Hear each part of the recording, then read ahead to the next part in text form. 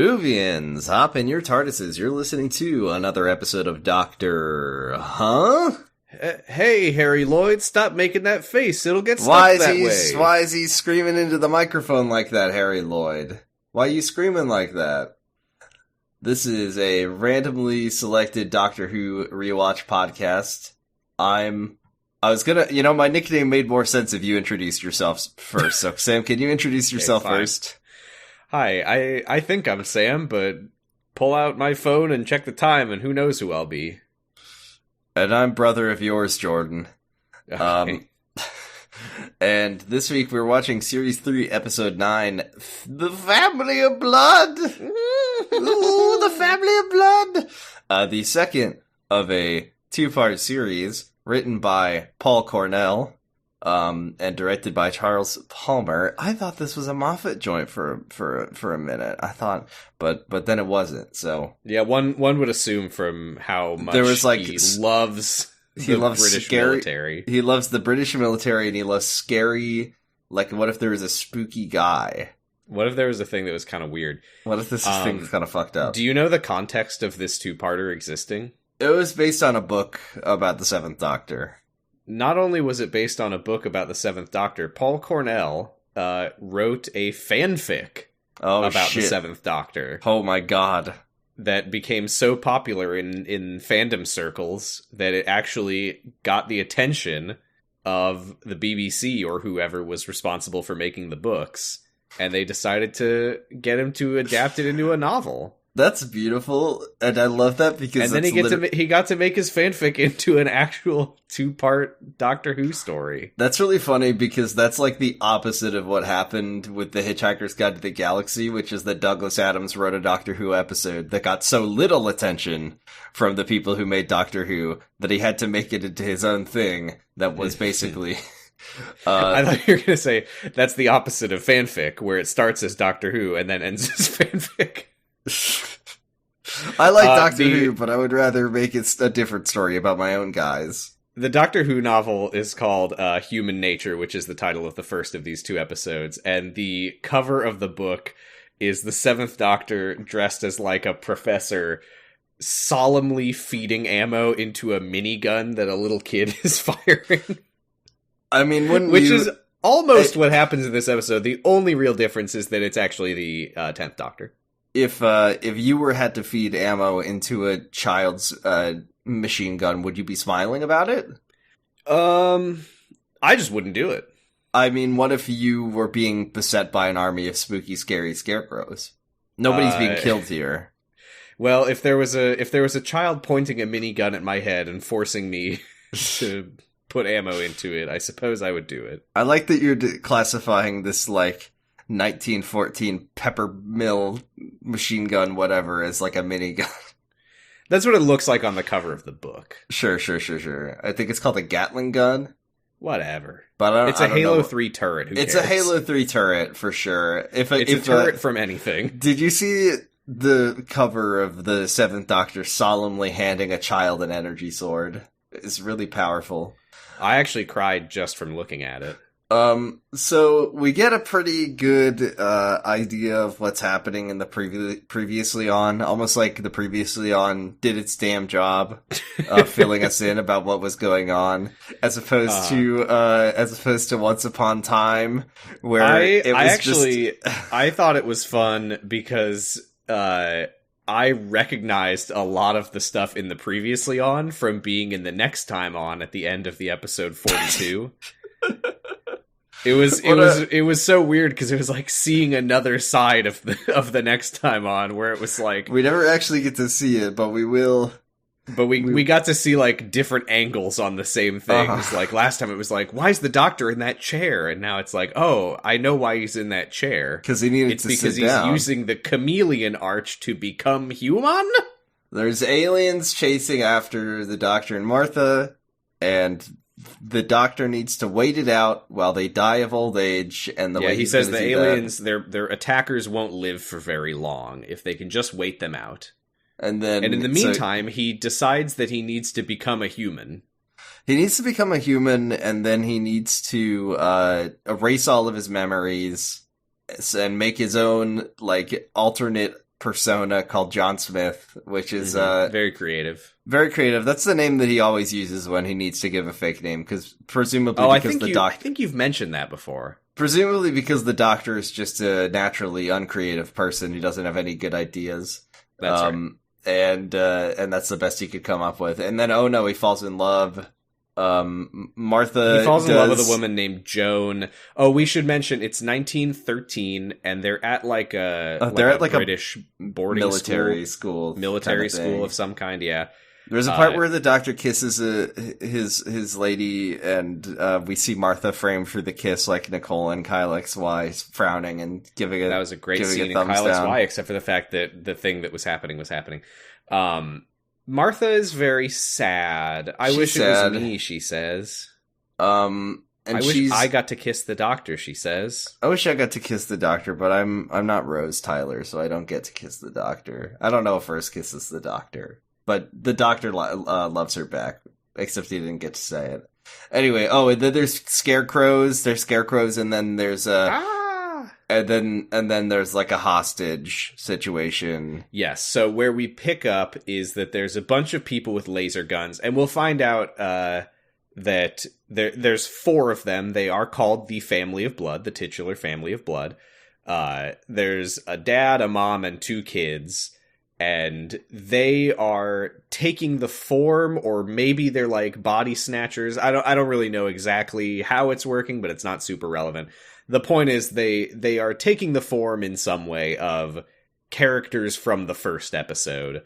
The mom, I guess, is another person who worked here. I think she was like a custodian of some kind, and I guess Martha became friends with her while they were here. I don't know how long they were at this school, by the way, for the Doctor to fall in love with this woman. No more than 3 months. How do we know that? Because if it was more than 3 months, then the Family of Blood would have died, and they could have changed him back, and then it would have been fine. I guess so. At some point, we'll watch Human Nature, and it will explain why any of this happened, because I didn't quite understand it, but that's the nature. Did it not seem apparent through the episode that they wanted to, like, body snatch the Doctor or something, so he had to, like, go undercover at a school, I guess, as a human? No, what I mean is, my question is, if the whole thing is we can't allow them to body snatch the Doctor, why doesn't the Doctor just leave? I'm assuming there's a reason. There's got to be a reason. Yeah, I guess. We'll find out eventually. I mean, we learned that not even the hordes of Genghis Kongus could get through the TARDIS's door. I feel like he could have just like hung out in there for a while, but I don't know. He could literally get in it and then travel 3 months forward. He could have just gone and hid in the Satan pit. I don't want to get too hung up on questions that I'm sure will be answered very straightforwardly in the part 1, but so yeah, the Family of Blood have Martha and Joan hostage. I'm glad that I did eventually learn her name, Joan, because I was calling her Dr. Girlfriend throughout my notes. And they tell the Doctor to change back because, again, he is a human right now. He is a human man named John Smith, played by David Tennant, who does not remember that he's the Doctor, does not know what a Time Lord is, and is very confused about all of this. He doesn't understand anything that's going on, and he's scared. Oh, we should also say, it was in the previously on, but I didn't write down anything about it. There's a watch, and the Doctor has, like, put his Time Lordness into the watch. And there's a little boy named, Tim Latimer, I think. Mm-hmm. I just called him Latimer because I think we literally got his first name at the very end of the episode. But Latimer has the watch for some reason, and he's like hearing the Doctor's voice from it. Yeah, Latimer's like a little man. He's like a little guy. He's like let me send you something. Okay. Let me send you a picture. This is going to be good audio. Yeah, yeah, it usually is. But every time I looked at Latimer, I just thought about this boy. There's a boy, I don't know his name, I don't know his story, but I do know that I'll send it to you and then I want you to describe this boy to our listeners. Stop stalling. Oh, I see it. Okay, what in the... Okay. I don't know what I thought this was going to be, but it wasn't this. So I'm looking at a picture. It looks like some sort of product listing. There's a little boy in a sweater vest standing over a large orb. Is it like a puzzle that you rotate and like a ball rolls around? Yeah, it's a Perplexus maze. It's a superplexus. Do you want to tell our listeners how much this orb cost that this little boy is enjoying? Well, I really wanted to believe that the image was cut off, but no, that does say $55,000. Anyway, this little unamused mummy special. This is what I look like when I try to contemplate the machinations of the doctor. Mummy's little special guy with his watch. This is who I kept seeing whenever I saw Latimer. Just this little guy. He's probably killed. He will probably kill again. Also, I want to talk about the family of blood as we see them in this episode, because they spend the entire episode in the form of the same four people. They spend the entire episode in the form of these people, and they spend a lot of time yelling, and I didn't appreciate how much they yell. They yell a lot. The dad looks like, if you picture a British dad, that's him.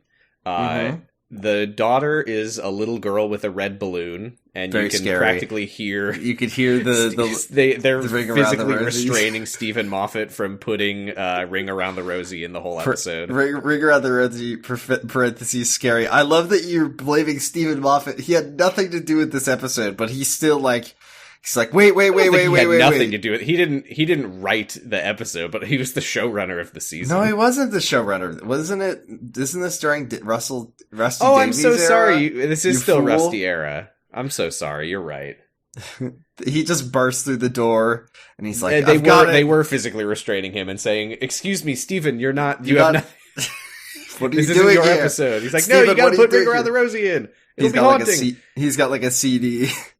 Play this. The mom is some lady who works here. Really, the thing that I want to talk about is the son, he's one of the students from the school. He is played by Harry Lloyd, who was Viserys on Game of Thrones. What's this guy's name? The character? Yeah. Oh, shit. I wrote it down. It's like... Barnaby? Baines. I don't remember if he gets first name, but yeah, Baines. He's doing like twisted Joker smile and yelling for like the whole episode. His face is diagonal for the whole episode. I don't. Sometimes you see these actors and you say, how did their face do that? Like you didn't see House of the Dragon, but the character who plays Aemond is making like cat face real, like cat 3 face, like he just does that, like his face just does that. And I was looking at nice. Harry Lloyd in this episode, like how his face do that? How he doing that? The whole episode they put through Photoshop and they just lassoed his face and did the like skew tool. He looks like he's got one of those like filters on that like gives you a little cowboy hat and then makes your face go diagonal. I mean, he's playing it well. I'm not saying he's doing a bad job. I'm saying he's doing too good of a job. The Game of Thrones connection. Do you know who played Lil Timmy Latimer? He's probably like Sean Bean or something. Yeah, it was Sean Bean. I didn't write down the actor's name, but it was the kid who played Jojen.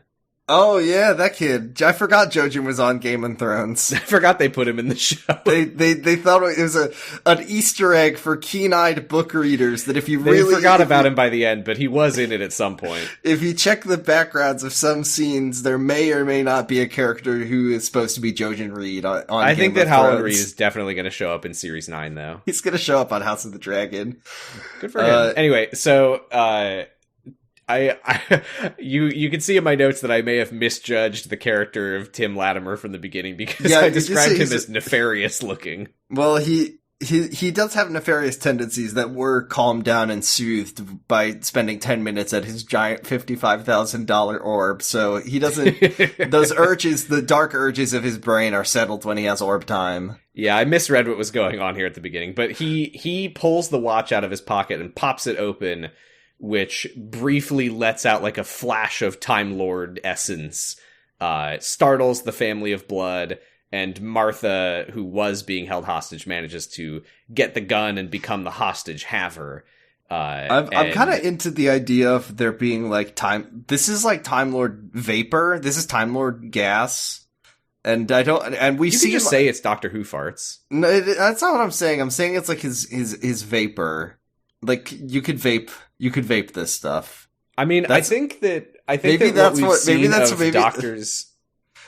that what we've seen of doctors regenerating and immediately after regenerating, they have like vapor. Is that I think that Time Lords are actually just like an Oogie Boogie style bag of just like cloud shimmering dust. I mean, judging by the age of Latimer, the nefarious little boy, he was going to go vape this in the bathroom.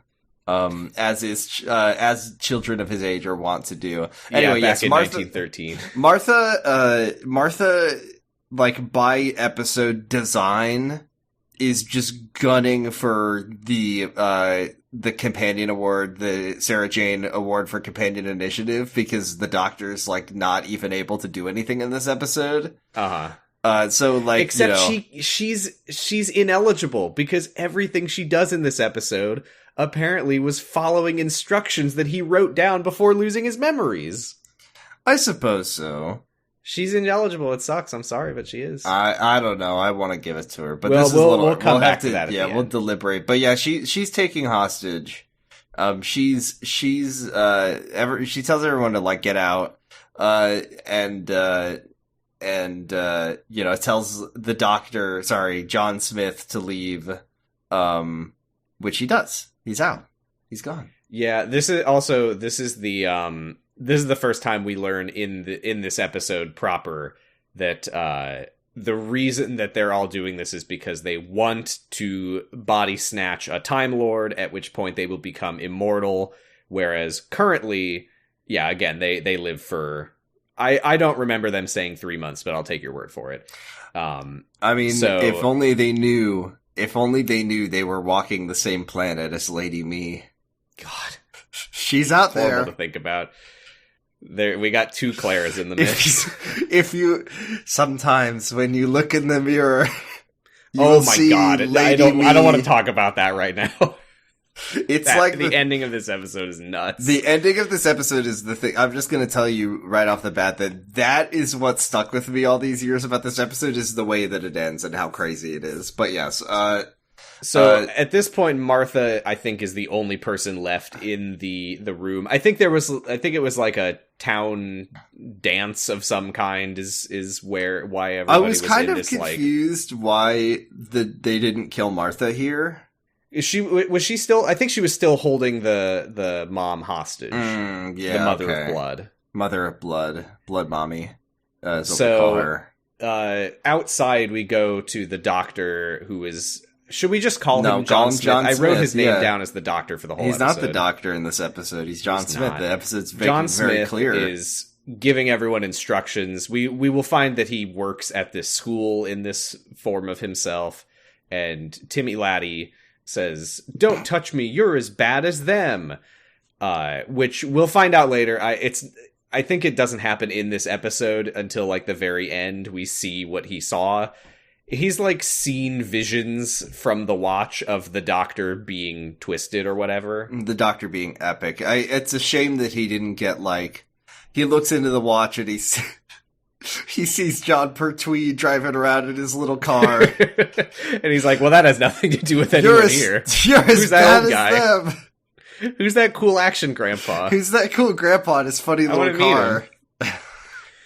He's right there, Timmy." Who's that impossible girl that keeps popping up in all of your memories?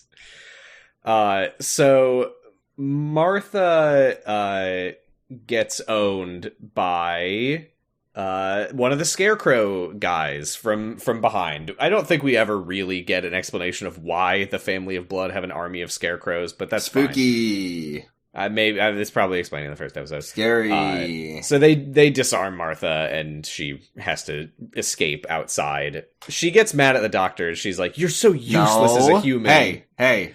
She gets mad at John Smith and says he's useless as a human, which is very confusing to him. And they all run away together. Her and the doctor and Joan. For the record, John Smith has no fucking clue what's going on with any of this. Yes, he is absolutely out of his element. This is, and I think it's kind of a cool thing that these two episodes, or this episode specifically does. I don't know what the last one of like, this guy doesn't know that he's the doctor, and he doesn't know what's going on. And all of a sudden, people are going to tell him that he's like an immortal time-traveling alien. And what does that do to a guy? Also, in the previously on, we see... He kind of has a hero's journey over the course of, like, 2 minutes of this episode. We see that he when he was, like, a professor at this school, he was, like, writing down his dreams in a little notebook. And the dreams were all just, like, Doctor Who stuff, like pictures of the TARDIS and, like... What if there was, like, I don't know, maybe he drew, like, a Dalek, and he was like, these are the Daleks, I came up with them in my dream. It's like a story I'm writing. They had a funny rave with a flashing, multicolored machine. And then the Daleks and the Cybermen traded insults, and it was amazing. And then there was another guy who I feel like he was me, but he didn't look like me. And there was a copy of him who looked like a cactus, and I could feel my brain melting out of my ears from how bored I was. Patreon.com/pottingbros. Grugger. That was not what that guy's name was. That guy's name was Meglos. No, that was the name of the episode. Meglos. And then, let's see. I feel like there was a woman who was dressed like sort of a huntress, and I hated her for how stupid she was. So dumb. Anyway. I had a friend, I had this guy, he's Scottish, he wore a kilt, and I was friends with him for like 10 years, and then I just never talk about him ever again. But all of my memories of him caught on fire at the BBC, and there's very little record of our time together. Basically, the family of Blood on the hunt are, that Martha gets out, and they're just like going sicko mode, they're gonna start killing everybody. But I like we get to see the mom, who the woman whose form she's taking is named Jenny. I'll be calling her Jenny for the rest of the episode. Sorry, Jenny of Blood. This is a thing that the family of Blood can do, is that they like telepathically communicate with each other by glowing green. They go green mode. We haven't seen anyone go green like mode the Rutan Patreon.com/pottingbros. Yeah, she glows green, which she in this case what she's doing is she's like searching the residual memories of this body that she's inhabiting, because she's like, this woman was friends with that girl Martha, and she would often go walking to the west. Go and see what's to the west. We find out later that's just where the TARDIS is. It's not really super relevant to this episode, to be honest. The doctor runs into the school and rings the boy gun. The gun that tells boys to he rings the boy bell. The bell for the boys. He rings the boy bell and tells the boys to get their boy guns because they're under attack and they're gonna have a little war. And then the headmaster, tells him to boy the cannons. There's an early Dr. Hunt callback. Normal.com/pottingbros. That one's on our normal episode list. We can do that one. But. So basically now there's a standoff. Outside is, the family of Blood, who have laser guns, by the way. And then, like, 4 scarecrows, sure. Which will later be upgraded to about 24 scarecrows. Who are just, over the course of a montage implying 1,000 scarecrows. I will say, that at no point in this episode are the scarecrows made to be assumed as threatening. We don't see a scarecrow really ultimately do a whole lot. We don't see like a scarecrow like pick anyone up or like throw them or snap them in half like Bane. A living scarecrow, sorry to the Batman villain, but a living scarecrow is possibly the least threatening enemy you could come up with. Yeah, because as it turns out, they're not very sturdy. I mean, Batman's Scarecrow was so not scary that he had to invent a gas that makes him scary. So, I mean, I don't know that he wasn't an actual scarecrow. But I mean, yeah, this is like I would say that these scarecrows are actually even less sturdy than the snowmen. The fucking family of Blood is like, we've summoned an army of mummies. Are you scared? And then a bunch of, like, mummies pop out. And you go, I think I'm good. That would be more threatening. An army of mummies, like Scooby-Doo style mummies. I mean, nothing Scooby-Doo style is a threat. We have summoned an army of comedy xylophone skeletons, Doctor. That would be scary. They dance around and play their bones at you. But that's still scary because it's like, what are they going to do? Actually, no, sorry. What happens when they stop playing their bones? The way that the Son of Blood would say this is, excuse me, they'll play their bones at you, Doctor! Like that. Yeah, pretty much. But he also does the thing where he goes like, Doctor.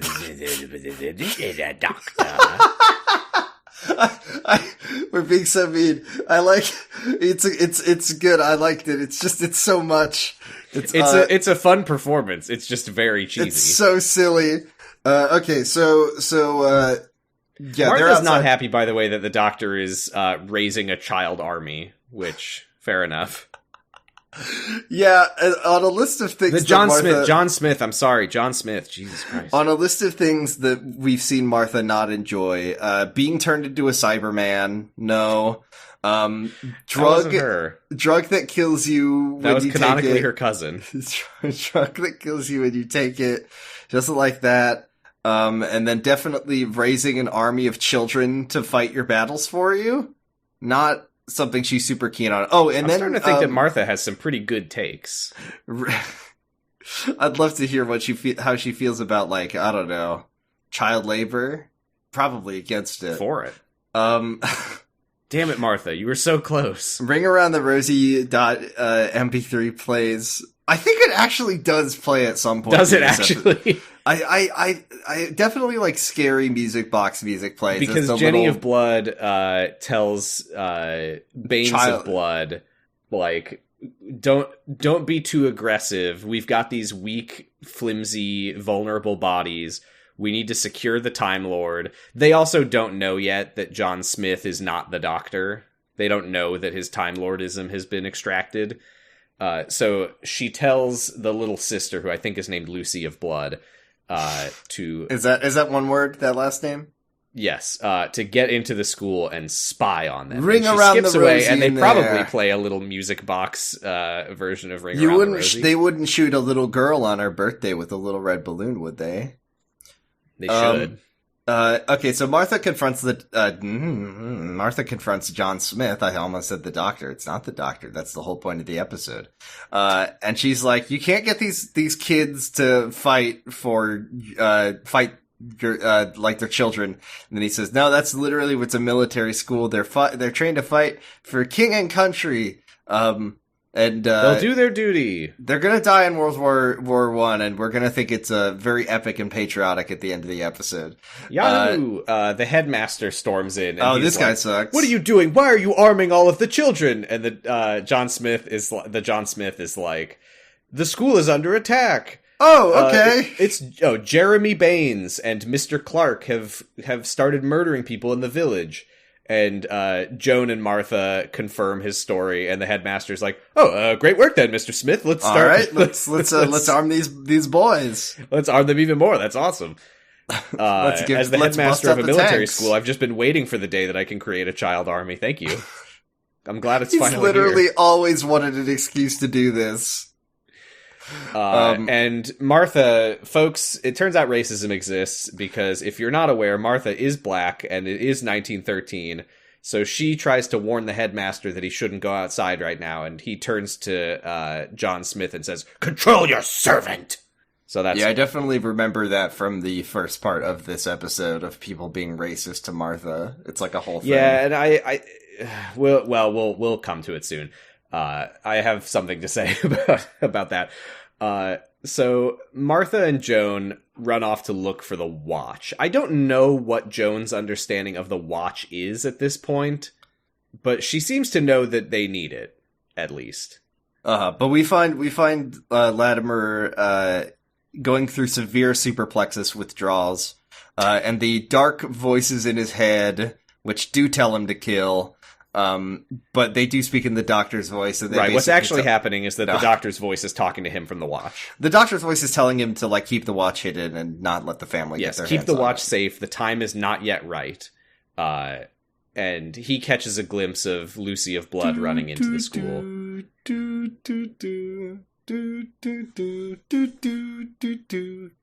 Right? What was that? That's like Scary Ring Around the Rosie. It's like what plays in that's the music that plays with the scary little girl in Remembrance of the Daleks. Yeah, I'm trying to think what song is that? It's not Ring Around the Rosie. Oh, it's Trick or Treat, Smell My Feet, Give Me Something Good to Eat. If you don't, I don't care, I'll pull down your underwear. Yeah, that's her plan. Send her in there to pull down their underwear! Screaming. Speaking of which, we're back with our boy Baines, and his mum of blood. Yeah, he and Baines and Jenny of Blood confront the headmaster. They also are like flanked by a bunch of scarecrows, so scary. Which they don't. The headmaster is like meeting with them and another guy named Mr. Phillips, who that's a name that we don't need to learn. Because he's not long for this world. But, he uses the British term fancy dress, which I always forget is a phrase that means like costume. Mm-hmm. I always think it means like I thought that British people that like formal wear, they just dress up like just like dress up as like cartoon characters and stuff. They dress up like Scooby-Doo and Shaggy. Yeah, I think it's how it works. So the headmaster this is where he sees Jenny of Blood and is like, one of the cleaning staff? Of course. There's always a woman involved. I wonder if this guy sucks. I can't tell. He's good. He's a great man. I can't tell if the episode is trying to make me think he sucks. I really can't tell, because it feels like there's just too much respect for the good old boys of the British military for us to disrespect this guy. This is like, I was expecting a real Yakuza 7 moment with the headmaster where he's like this horrible misogynist racist man, and then after he dies, like, the John Smith, like, they do this emotional, the rest of the plot of the episode is about avenging him because he was he cared so much about the kids. He cared so much he did so good but thankfully that doesn't happen. When he was beating the students, he did it out of concern, and it broke his heart to do it. He hated doing it, but he had to do it to whip these boys into shape so they could die in World War I. So, at the age of 14. Mr. Phillips, who says, like, what's going on with those scarecrows? And then Baines kills him with a laser gun. I don't think he liked being killed with the laser gun, personally. No, because they skipped the skeleton. Right, his bones never got to breathe because they were gone too fast. Disintegration instantly. Is there a worse way to die? I would definitely say being tossed into an event horizon is better. Having more layers put on top of my skeleton. Because... imagine coming so close to Nirvana and then not getting it. Like Tantalus in Greek myth. Like, think about how much that must torture you in your final moments that you know that your bones are so close to getting to breathe, but they don't get to. I like, by the way, Baines throughout this conversation is calling the headmaster sir like 5 times per sentence. It's his favorite word. They paid over Mr. Smith, sir. We just want his Time Lord essence, sir. And yes, by the way, sir, we have killed people, sir. They actually paid Harry Lloyd by the sir. And none of those were in the script. He just threw them in so he could get more money. A really cool insider tip on how they make TV shows.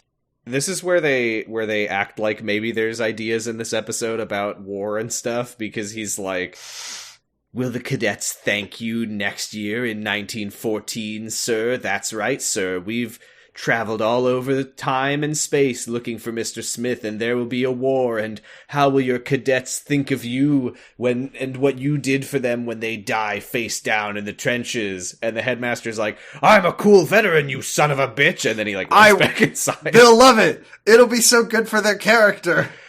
But like, I think that at the end of the episode, I think we are supposed to be like, God bless the headmaster. I know, we're supposed to be like, God bless the brave British troops, happy Poppy Day, I will trade my child to be a soldier. Salute. Doctor's wearing like in honor of the king. The doctor is I genuinely, not to like skip to the end of the episode, I was so sure the doctor was gonna salute. He wanted to so bad. I saw it in his eyes that he wanted to do a salute. Did you see him, how bad he wanted it? but probably At which Martha point? was at the very end. At the very end. Yeah. Martha had the whole. He wanted to salute. But I do like the idea of telling a military headmaster of a military school that one day that he's going to send the students to the military and they might die in a war. And he's like, "Yeah, man, I know, dude. That's literally the point. I don't know what you're doing. No way, that's nuts. Really? Hello, coding class teacher. One day our students will become computer programmers." Oh God. Back inside, I think the headmaster, asks John Smith what's going on, and he's like, I don't know. The kids start building a barricade, and someone catches Timmy Laddie and drags him out, and, Hutchinson, is that this kid's name? We'll see him a few more times. I don't know, dude. I think his name is Hutchinson, and we get the sense in this episode that he's kind of Timmy Laddie's bully, but it's a military boarding school, so it's also God bless this good old boy. It builds character for Timmy Laddie. He's Timmy's character builder. And actually also we'll find out that one day Timmy will outrank him, and that's epic, I guess. And that's awesome, and we love him. But yeah, he finds Timmy hiding, looking at the watch, and he's like, "Oh, be a little coward like always, Timmy. Ha ha, come out. We gotta do..." You're always a coward when the scarecrows invade. Every time this is where we get a 25-minute montage of scarecrows marching. I was thankful, by the way, this episode, making it a little easy on us, that a lot of this episode is scarecrows marching, boys... Children firing guns and or preparing to fire the guns. Yes, that is what this montage is Banes of Blood summons the scarecrows, and we get this montage of all of the scarecrows marching toward them to make it look like there's more than a dozen. I don't want to be Jeremy CinemaSins here, but how many scarecrows could there be? Also, how long did, the thing about farms is they're very big and they're very spread out, so were there, was there parts where 2 counties over, a scarecrow just got there a day late because he just spent the whole time walking? I don't know, are these actual scarecrows that he's animated, or did he make these scarecrows? I think they animated the scarecrows because they were walking from fields and stuff. Well, maybe this is the scarecrow capital of the world. I don't know. Welcome to Straw on Burlap. Scarecrow Yalan 9. A little British village in the countryside. It's a little British village where they make their main export is scarecrows, and they have warehouses full of them.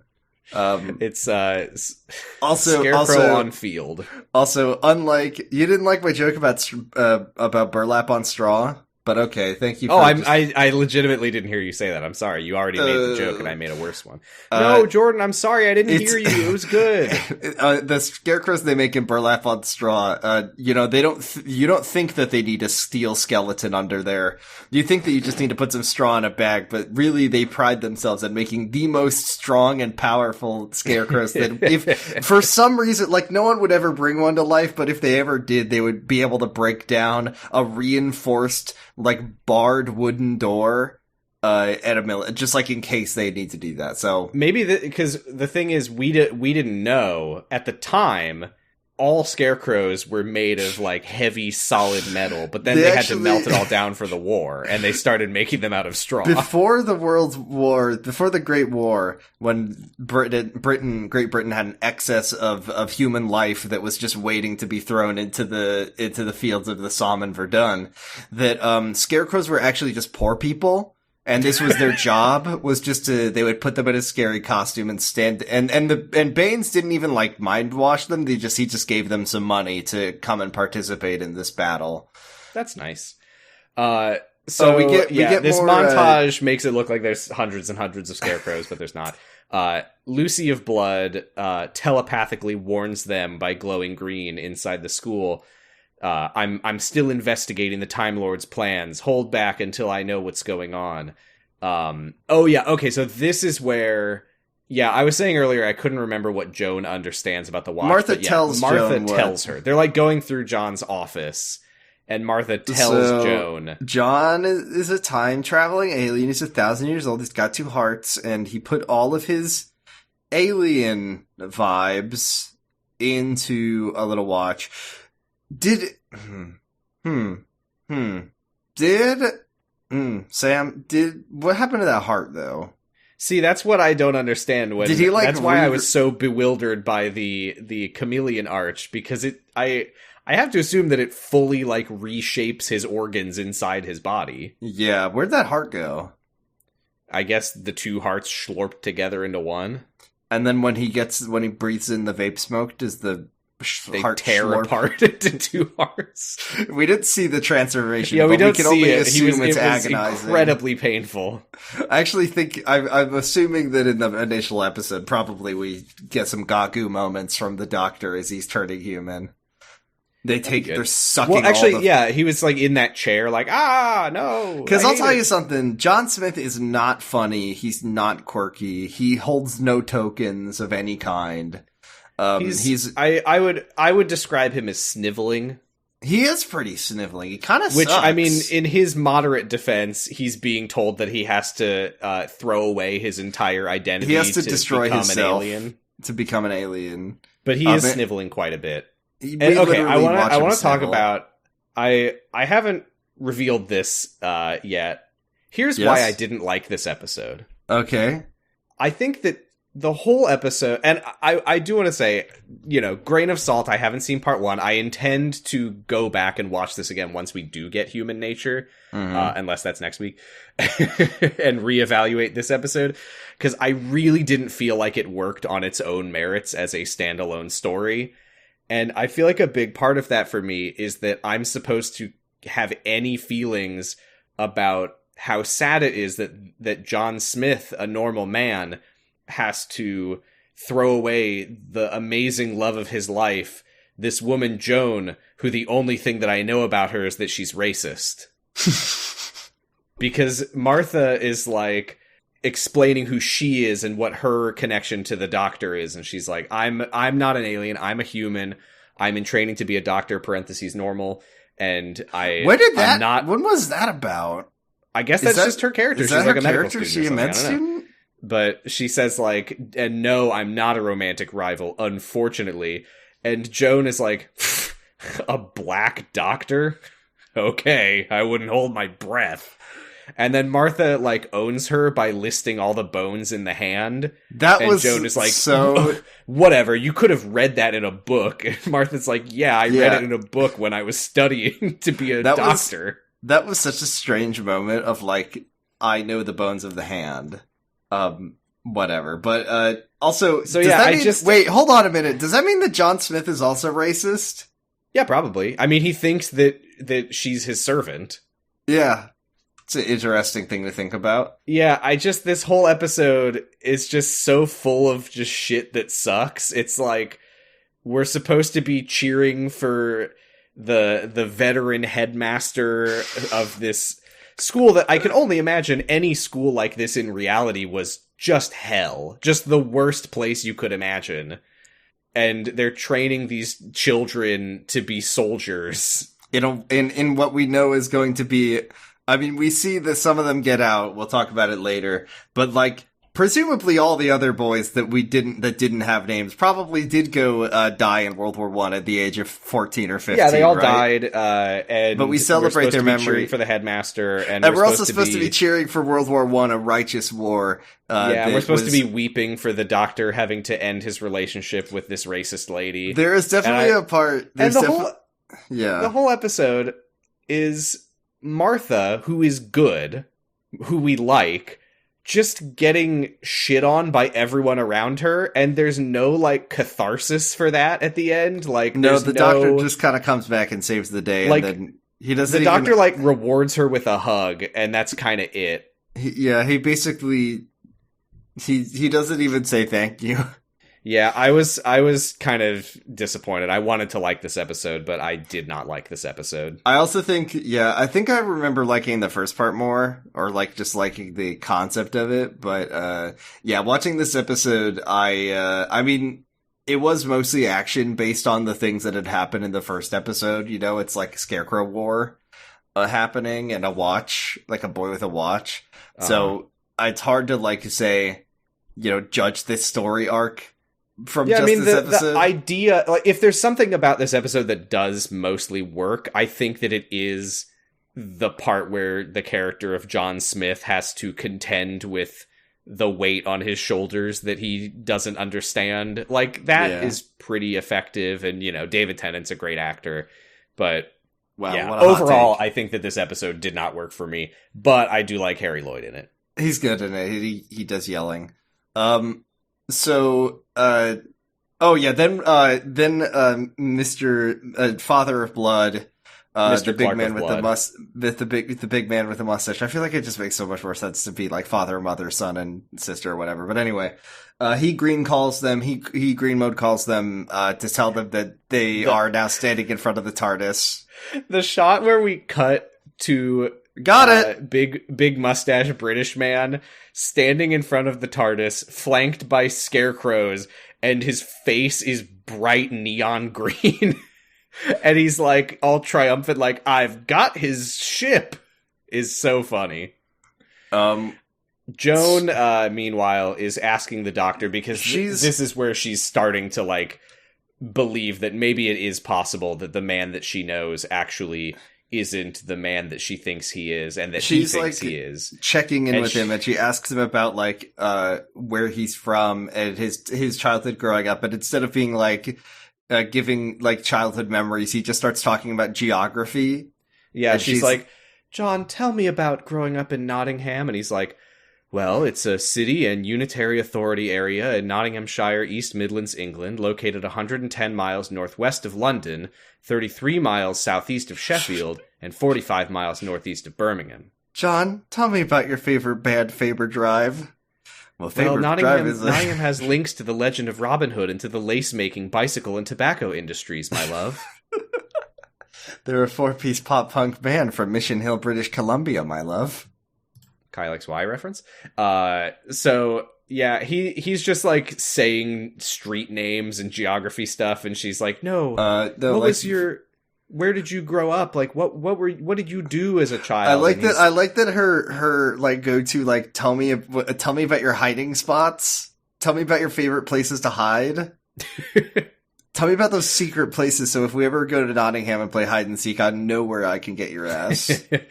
Tell me about your experience meeting Robin Hood and the robots.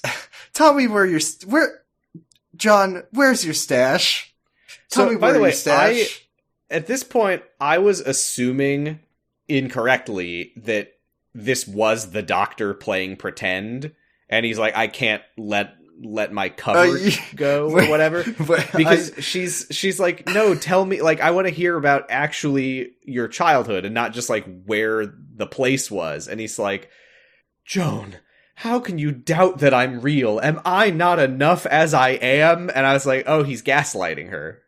That would be the most fucking crazy twist of all time, would be if at the end of the episode, or like near the end of the episode, Latimer like gives him the watch and he's like, oh, I was only kidding. I was the doctor the whole time. You think I would the whispers were in your head all along. You think that I would like put myself in a position that vulnerable? Of course not. I was just lying. Oh, I was just lying to you all. Alonzi.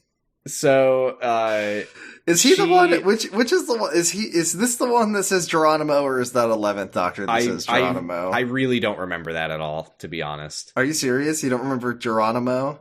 I mean, I know that people say that. I don't remember a doctor saying it. I'll take your word for it, but I don't remember it. I feel like it's 11th Doctor who says it. I don't know if we've had that happen on the show. Okay. Anyway, we definitely have, but okay. Whatever, then I forgot. Get off my back, Jesus I'm not Christ. on your back. I'm not on your back. I'm just saying it's a fact. Stop gaslighting me. You're just like John Smith. You fucking imagine. Holy shit. Joan is like, I think that Martha is right. You she says, like, John Smith would never want those children to have to fight whether he's the doctor or not, and he, like, says, I have no choice. I don't really know what that was about. That didn't fully make sense with my understanding of what's going on here, but whatever. We then cut to the boys outside with their cool, like, I don't know, their Vickers gun or whatever it's called. This is so nuts, because Latimer and Hutchinson are setting up this turret. The Maxim gun. And Latimer gun is like, don't worry, Hutchinson. I know that we'll both get through this because we're going to die in war together next year. I know for a fact we'll survive because the time travel technology is telling me that we'll die next year. Yeah, and by the way, he's having, like, visions from the Watch of himself, like, in the trenches with Hutchinson. And we get a better idea of what he saw. I don't think we really see it in the episode. He sees an artillery shell, like, fall down on his head. He has a vision of an artillery shell blowing them both to pieces. And he's just like, don't worry, Hutchinson. We'll get through this. I know it. I know it. I don't want to talk about why I know it. But then he runs off again with the Watch. He says there's something he has to do. Martha is, like, tearing apart the doctor's office looking for the Watch. Meanwhile, Latimer is, again, he's just kind of cowering with the Watch, and he's asking the Watch, like, what do I do? What do I do? And it's like, beware, there's an evil little girl in front of you. And he looks up. Lucy of Blood is just standing there with her balloon. Mm-hmm. And she's like, hey, that's a really cool watch you got there. I think he kind of threatens to murder her.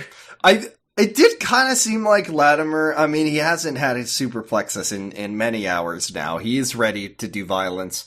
He's like, whatever you are, you're still in the form of a little girl. How strong are you? And I was like, is he gonna fucking, like, charge at her? She's gonna, like, show off her strength by bending a steel bar in front of him. What happens is he pops the watch open and shoots a stream of doctor dust into her face. Getting dust in your eyes is never fun. And it she affects her sees somehow. A vision of the doctor. Yeah. I assume this is the same vision that he has seen that makes him afraid of John Smith. It's just like David Tennant, like, looking kind of menacingly while there's like fire behind him. I don't understand the idea of, like, unless we were like, oh, and the fields of Arcadia when the doctor killed everybody. Like that, I guess so, but that would be a vision of John Hurt, so... Yeah, that's what I'm curious about, because we're watching specifically the 10th Doctor be Is there menacing. an episode where the 10th Doctor, like, kills a bunch of people? Yeah, I'm really curious if this shot is actually from a previous episode or is it just supposed to be, like, the Doctor has a lot of darkness locked away? Yeah, maybe it's more vibes than facts. Riku.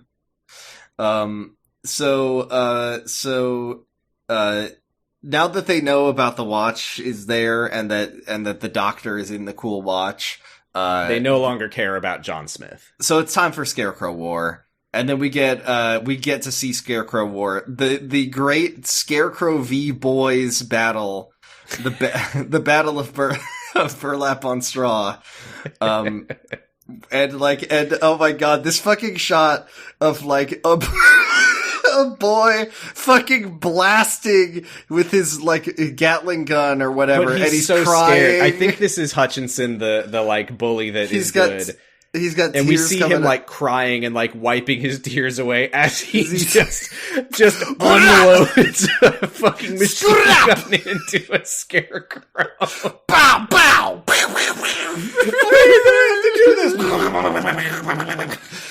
Look, I'm not saying that a boy should be smiling and clapping. I'm not flying everywhere. I'm not saying that I want him to like it. It was just a very, very, very funny moment.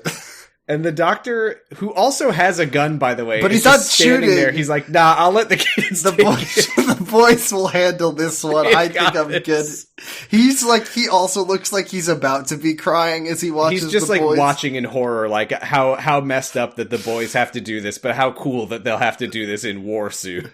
He's actually sad because his cousins are scarecrows. Oh no. Which once again we have established are just they're just dudes in there. Okay. This is so nuts, though, because they finish shooting, the scarecrows stop advancing, everything quiets down, and the headmaster's like, hold fire, and he walks out, and like starts going through the scarecrow corpses, and he's like, huh, it's just straw. So he was like totally he thought they were killing guys. He was so cool with the thought that these seemingly unarmed men, he thought they were unarmed men dressed as scarecrows, and he was like, get them, boys! Pump them full of lead, my boys!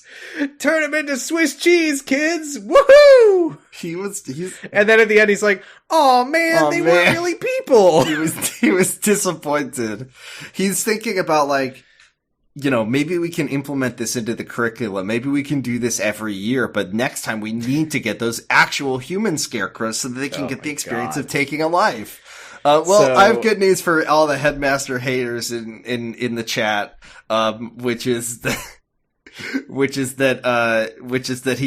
his death is imminent. Yeah, I learned Mr. Phillips's name. I never even learned the headmaster's name. He does get a name. It's like Mr. Ronkstank or something. His name is Lord Hoobastank III. And he is about to die. Lucy of Blood walks in with her balloon, and the headmaster, of course, assuming that this is just the local child, Lucy. Come in, let's teach you how to kill. That's right.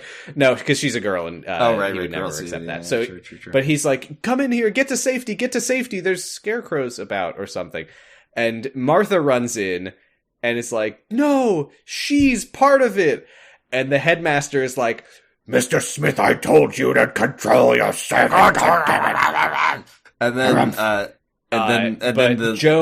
Joan and John agree. They're like, "It's true. I saw this little girl with Banes in the village." And the headmaster, very reasonably, I would say, is like, "I'm sorry, there is nothing that you could say to convince me that it's a good thing to let this little girl stand in front of all of the turrets." And then she looks at him and goes, "You're funny." And then she... And once again, and he really does deserve the pain of not letting his bones breathe. Rip. Rest in shit. Rest in piss. So, she, for some reason, like, I guess just to be twisted, she, like, challenges all the boys to shoot her, and of course they don't. The one that's, like, crying, he's just like, okay! And then I think the only thing missing from this scene is Martha screaming at the boys to open fire. At the little girl? Yeah, at the little girl. She's of blood. Martha knows. I feel like everybody's of blood, if you think about it. Oh, shit. I know, right? Whoa. So, the doctor, like, tells all the boys to get back inside. They all retreat into the school. But, Baines walks in and starts, like, reanimating the scarecrows. They chase the boys back inside. And they start looking... They're, like, grabbing kids and checking them for the watch. And when they find that none of these kids have it, they're like, well, let's kill them then. But Latimer, hiding in another room, pops the watch open. And they smell Time Lord juice and go running to find him instead of killing the boys. Yeah. So everyone's trying to find Latimer now, but he's outside. Hunt for the little boy Latimer. Yeah. So Mr. Clark of Blood is the family like kind of convene around the TARDIS and start like taunting him. They're like, "Come get your ship, Doctor." John Smith is just like, "What the hell is that thing?" I guess I assumed that the TARDIS was like secured in a more remote location. And I didn't really, like, observe the surroundings of where the TARDIS was when he made his green call to them. So it was out to the west where Martha apparently would walk in the previous episode. But I guess they just, like, dragged it to the school. Yeah, I know. That's what I was gonna say. Did they pick it up and move it? I mean, that is we know that you can do that. You can do that to the TARDIS. It's maybe my favorite thing that you can do to the TARDIS is that you can just move it around and it doesn't have anything. Tip it over you can tip it over like a fucking porta potty. You think of all of the things the TARDIS could do. It would just like stick itself to the ground real good. But wasn't that a thing though in Flesh and Stone that like it was planted into the ground that was like melting around it or something? You'd think so. Maybe but I'm apparently you can pick it up with a helicopter. But you know when the Doctor says the hordes of Genghis Khan couldn't get through the TARDIS door. Could Believe they me, like he pick? tried. Could they like pick it up and put it in the ocean, or maybe like in a volcano or something? I don't know that Genghis Khan necessarily had the He didn't easiest have access to volcanoes. I mean, I don't know that he was necessarily too close to the ocean. I mean, they spread out. They went all over the fucking place. I'm sure that they could have found a volcano Look, I've played somewhere. Crusader Kings 3. They were moving west, okay? Okay, and you know what? I know from doing the crossword puzzle every day that there's a volcano in Italy called Mount Etna, and it's a crossword puzzle clue in like every crossword puzzle, so he could have tossed the doctor's TARDIS Okay, in and I know there. that the woman who was in Kill Bill was Uma, okay? We've all done a crossword puzzle.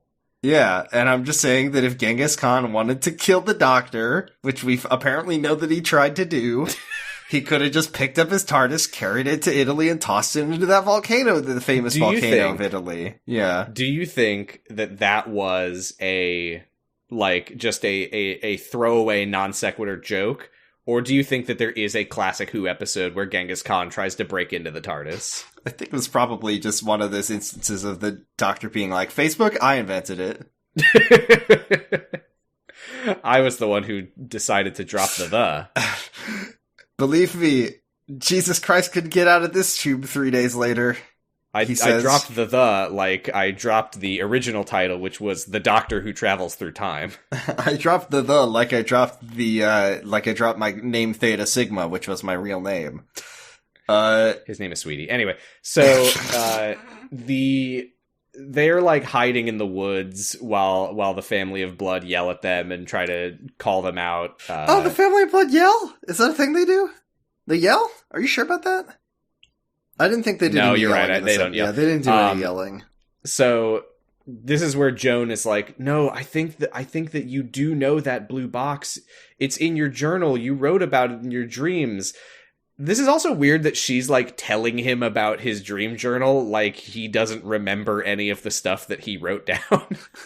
Whatever. Yeah, this is my problem I have with John Smith is that like the idea of the doctor losing all of his memories and becoming this other guy, and then but also why does this other guy kind of suck? Yeah, I don't know. Maybe John Smith is like very well characterized in Human Nature, but he's not. Yeah, I'm sympathetic to him and his idea that he has to destroy his own self to become a different guy that he doesn't know. I'm sympathetic to that, but I just wish that he would think about it. He would make more sense of, because he did forget about the thing he wrote about in his own dream journal. You'd think that when he sees the TARDIS, he'd be like, "Oh my god, that's the thing from my dreams. That's the thing that I literally have a picture of. I draw pictures of it all the time in my book, but maybe there's more to this story than meets the eye." But instead he's like, no, I'm not the doctor. No, I'm John Smith. No, I don't know what you're talking about. Shut up. Fuck you. Is this the part where they Oh, sorry, that's Matt Smith who says shut up, not John Smith. Let's see. This is the part where they go to the house that nobody will be at. Yes, which is really something because they get to this house and Joan is like, "It's a safe place. I know that we can hang out here." And we find out the reason that this house is safe because it's like, "Oh, is it like an abandoned house or something?" No, this is the home of the Cartwrights, Lucy's family. And Joan is like, "Well, Lucy will have come home evil and killed all of them at some point before this, so the house should be empty." Very cool. Which, I mean, the logic is there, but it's wild that they just kind of like, "Oh, okay, good call." I love that this is the only, does Joan not have a house? Whatever. Anyway, they go inside, there's a pot of tea, which they verify. I assume she, lives at the school. Yeah, fair enough. She verifies that there's a pot of tea that is ice cold, which they could have just been drinking iced tea, Joan. Come on, use your brain. And this is where there's something very disturbing about the idea of pouring iced tea out of a teapot. Yeah, that's very unwholesome. It's like flying a kite at night. Simpsons. But yeah, this is the part where they're just like, okay, we need the watch. We need to find the boy with the watch. They don't know that Latimer has the watch, by the way. They don't know that the boy has it. And then this is the part where Joan is like... I thought they were looking specifically for Latimer. Oh, maybe. This is the part where Joan is like... or the doctor says, like, you're this guy's companion. What do we even do? What do the companions even do? And then he's like, why does he even need you? And Martha says, because he's lonely. And John says, oh, so you want me to become a guy who's lonely? I mean, he's clearly not that lonely. He has a friend. He's got one friend. He's got one friend, and then the friend dies, and then he has to immediately find a new friend and or girlfriend. There's a knock on the door, and Martha's like, man. well, that's like a good solid knock, so it's definitely not a scarecrow knocking on the door. And she opens the door, and it's Latimer. He's here with the watch. And they try to give the watch to the doctor. He doesn't want... But he's like, no, I don't want it. To who?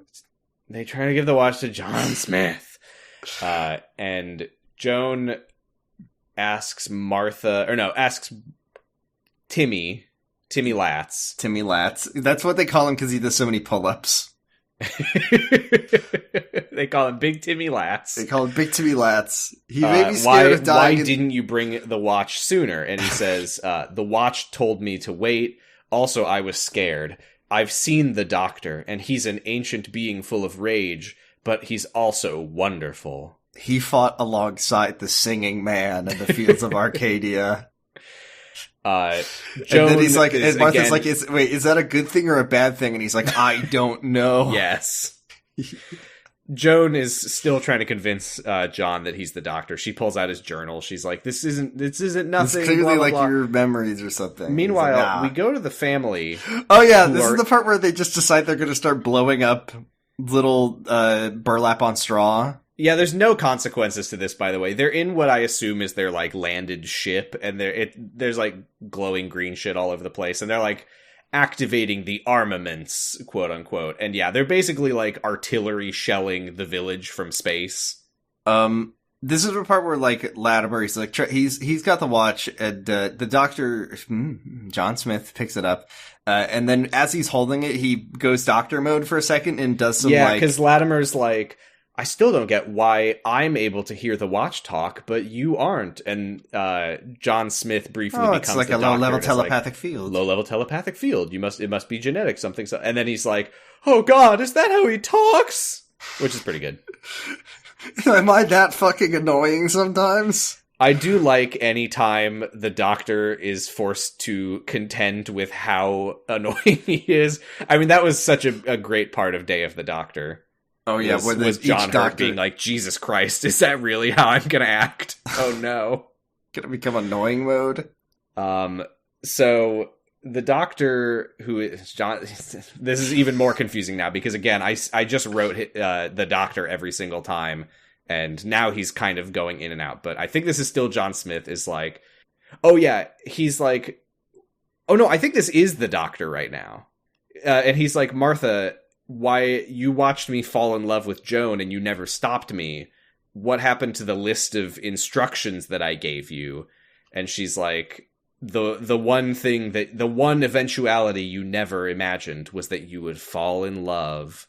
It's never happened before. It's never happened to the doctor. It's never happened. He's never had romances ever. Okay, yeah, you were right. They did say it. This is where she says, remember, the family can only live for 3 months without your Time Lordness.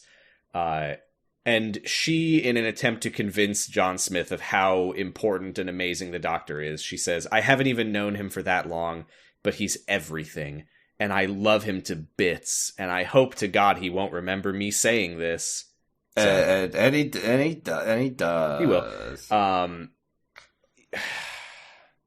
And then we get I don't want all of the companions to be in love with him. I know, it's like a thing I really hate. It's like, because I think that I felt like it worked for Rose's character. It was okay with Rose, but now it's because Martha. Because her going with him was very much like about escapism and the romance of getting whisked away to go on an adventure. And then it just kind of feels like a rebound with Martha. Like, yeah, I mean, that is how they kind of framed it in Gridlock. Is she's like, oh God, you brought your ex here, didn't you? But then she also falls in love with him, and then Amy Pond tries to cheat on her fiance on the night of her wedding with him. Also, and then and then there's a long gap, I guess. No, because Clara.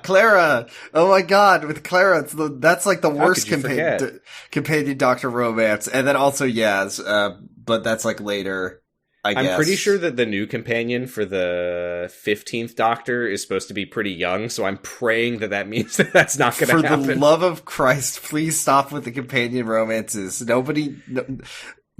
Stop! I don't like it. I personally don't like it. I haven't seen enough of 13 and Yaz to really... I mean, we've seen plenty of 13 and Yaz, but I haven't seen enough of their romance to we saw the very end of their arc in Legend of the Sea Devils. Yeah. Shortly before regeneration happens. Although, from what Dan said in the New Year's special, I think that a lot of their romance happens over the course of Flux. So, actually, be careful what you wish for! Oh man, I think we need another Flux episode. We need some spice on this podcast. What do we need to be humbled? We've had it too good for too long. We've had it too good. Yeah, you need some sour to balance out the sweetness. I mean, what was our last like truly terrible episode? I feel like it was the Snowman. It was the Snowman, and that was a while ago now. It was a while ago. Okay, fine. What are we gonna get to which Doctor and be like? I don't care who it is as long as Flux's Gambit. Yeah, the Flux.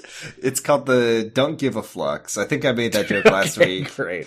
I think I made that joke before, but I do give a Flux. I want to see Flux. Do you?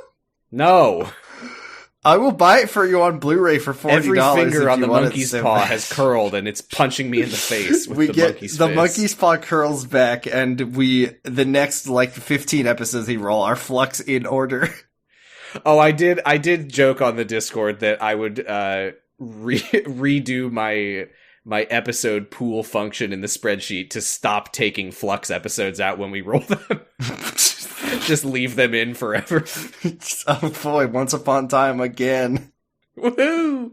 Okay. We get to the end of the podcast and it's like there's one episode that we haven't seen, but we can't watch it because we keep rolling Flux episodes. That's awful. I hate that. Don't do that. Anyway, okay, so I mean, hey, it's possible that Once Upon a Time is the only bad episode in Flux. I don't think you're right about that. Probably not.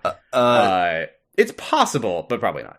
Okay, so now it's time. It's time for the Doctor and Joan to like hash things out. They literally ask Martha and Latimer to leave.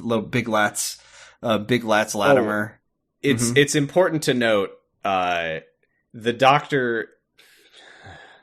John Smith says, just give me the watch and I'll give it to them. Why is it such a big deal? And Joan looks up from the journal that she's just been reading in the background and she's like, sorry, John, I just finished your journal and it says that the creatures will overrun the universe if we don't stop them.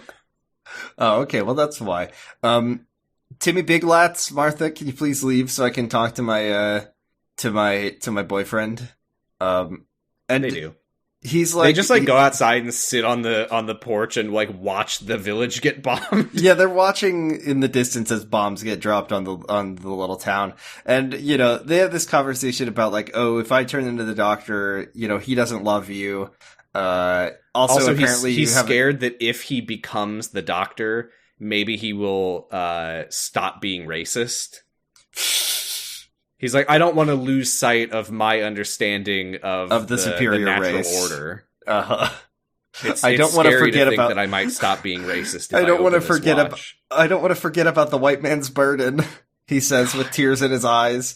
And then he talks about how Joan had a husband who died, and that's not fair to her that she doesn't get a second chance at having a husband. I guess. Sure.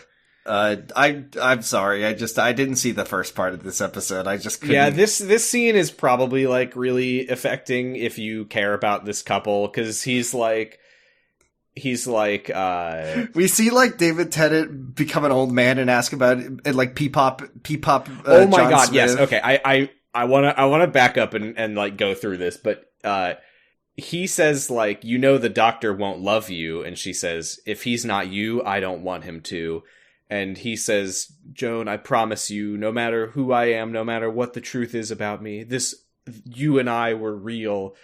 And then they like hold the watch together and they see a vision of an alternate reality where they get to grow old together, and it ends with David Tennant in old age makeup on his deathbed. So cranked. And he's like dying in his bed, and he's a super old man, and he's like, "Is everything good?" And a voice from nearby is like, "Everything's really cool." And he's like, "Great." Did I crush it? You crushed it. Fuck and yeah. Joan says, like, that Time Lord could never have a life like that. And he's like, "But I could." We go back to the alien ship. If you wait like 10,000 years, I'll become old Tom Baker. Baines is being an ultimate sicko in this scene as they're bombing the village. And I want to say again, the bombing of the village has no consequences. We never, like, see the effect of it.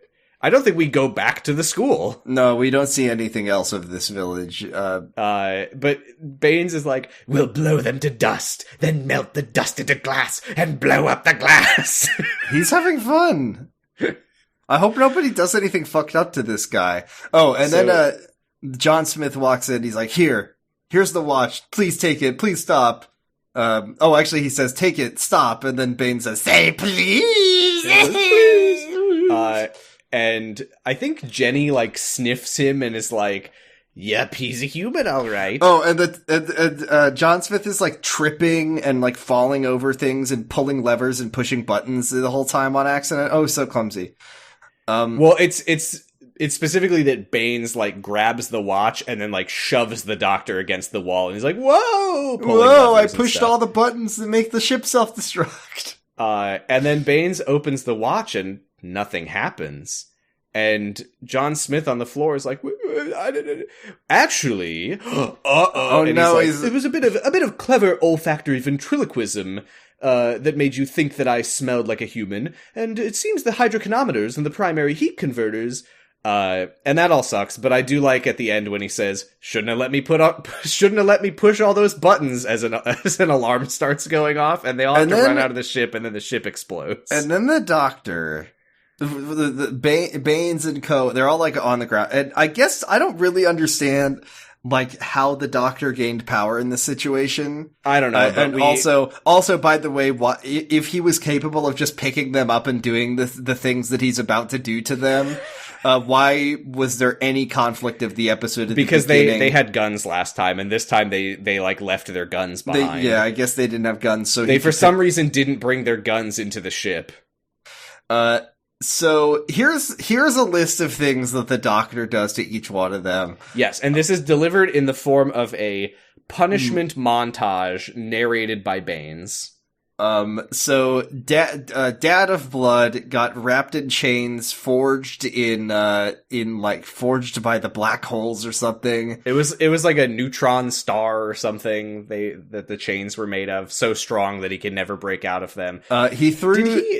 Did he get, like, hucked down an elevator shaft or something? Yeah, I thought that they were going to, like, say he was... It was a very confusing shot. I thought they were going to say he was, like, in the prison, like the strongest prison in the galaxy. The mom of Blood, he straight up chucks into a black hole. Yeah. Which I'm pretty sure kills you, but who knows? No, Baines says that she's going to orbit in the event horizon, which I think is something that you can't do. He put her in the Satan pit. Yeah, basically. This one is fucking crazy. Baines is like, "Lucy, he visits once a year, every year. Doesn't make sense. Trapped inside of a mirror. Every mirror. If you are looking into the mirror and you see a girl behind her, that is Lucy." And yes, if you see something move behind you just for a second, that's her. It's always her. How did he do that? This shit is why I thought that Stephen Moffat wrote this episode. How did he do that? Yeah, also, that line about he visits her once a year, every year in the mirror, but also she's in every mirror, I don't understand how it makes sense that he only looks at a mirror once a year. Yeah, okay, when he regenerates. Then Baines' punishment, I would argue, is somehow the least plausible. Because he freezes Bane, like locks him into a T-pose, and then turns him into a scarecrow, which I guess no one will ever, for all of time. Did anyone ever be like... the scarecrow that is just gonna hang out on this field forever and ever, and no one will ever, like, go up to it or touch it in Oh, any Barty, way. what's that old scarecrow you got over there? That thing's been out in the yard for ages. And they take it. Oh, Jesus, it's a guy! It's a guy in there! And he's just like... But, like, I mean, I guess, I guess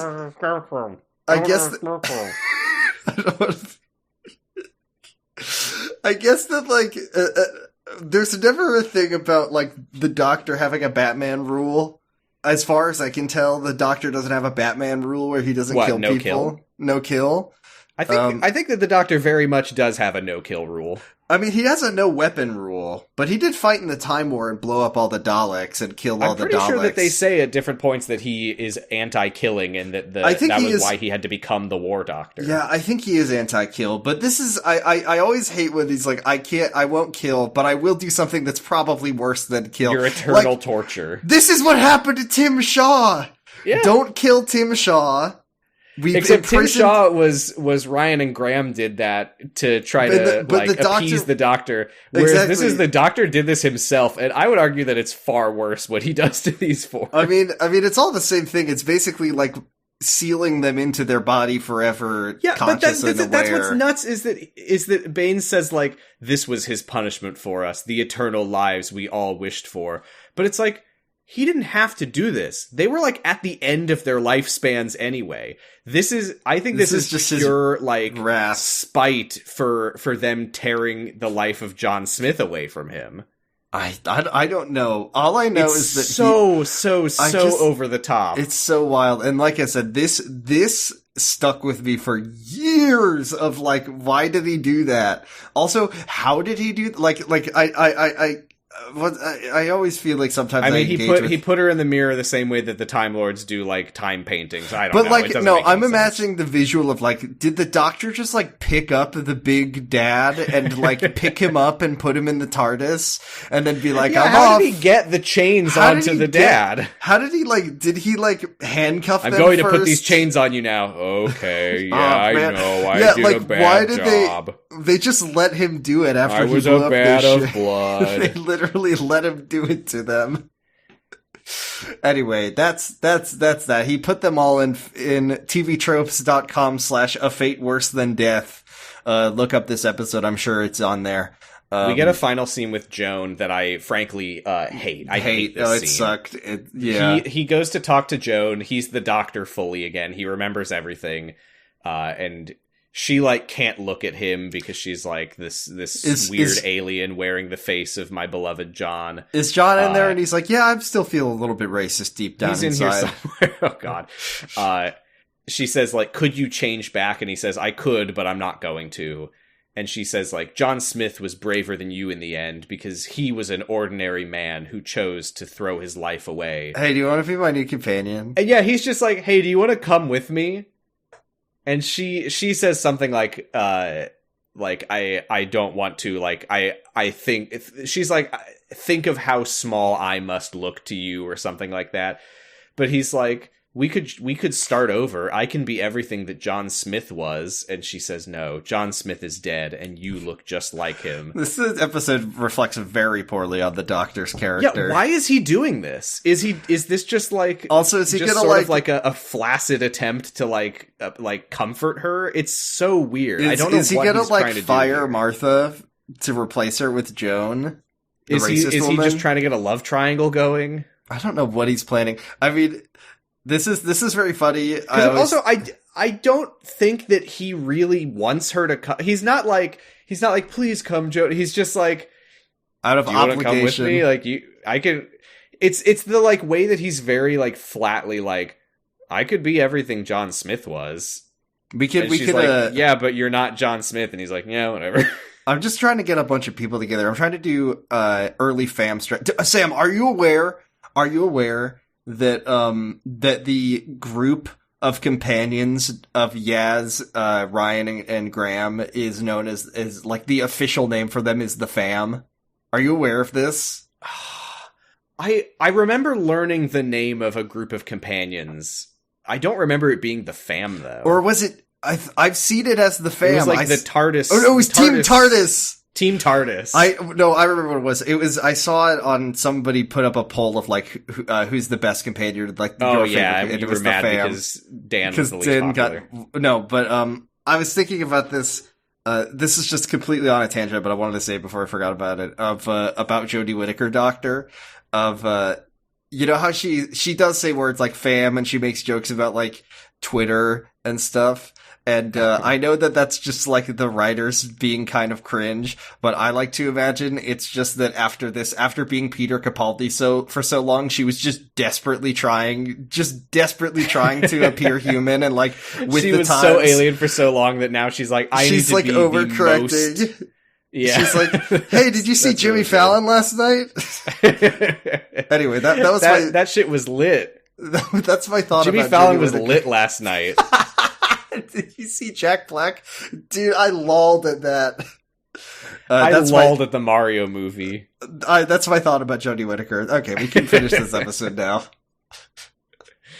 Oh my god. The first Doctor to have a TikTok.